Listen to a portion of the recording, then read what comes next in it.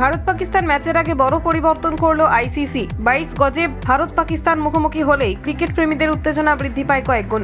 দীর্ঘদিন ধরে দুই দলের মধ্যে কোনো দ্বিপাক্ষিক সিরিজ হয়নি। এখন শুধু আইসিসি টুর্নামেন্ট ও এশিয়া কাপে মুখোমুখি হতে দেখা যায় দুই দেশকে। 2024 টি-20 বিশ্বকাপে একই গ্রুপে রয়েছে ভারত ও পাকিস্তান। আগামী 9 জুন নিউ ইয়র্কের মাঠে অনুষ্ঠিত হবে দুই দলের মধ্যেকার হাই ভোল্টেজ ম্যাচ। তবে এই ম্যাচের আগে বড় পরিবর্তন এনেছে আইসিসি। বৃহস্পতিবার ডালাসে এ গ্রুপে নিজেদের প্রথম ম্যাচে যুক্তরাষ্ট্রের বিপক্ষে মাঠে নামবে পাকিস্তান। তবে তার আগে নিউ ইয়র্কে পাকিস্তান দলের হোটেলে পরিবর্তন আনা হয়েছে। পাকিস্তান ক্রিকেট বোর্ড অভিযোগ করার পর পাকিস্তান দলকে অন্য হোটেলে স্থানান্তরিত করার সিদ্ধান্ত নিয়েছে আইসিসি।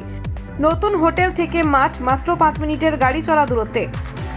ভারতীয় ক্রিকেট দল তাদের গ্রুপ পর্বের 3টি ম্যাচ নিউ ইয়র্কে খেলছে।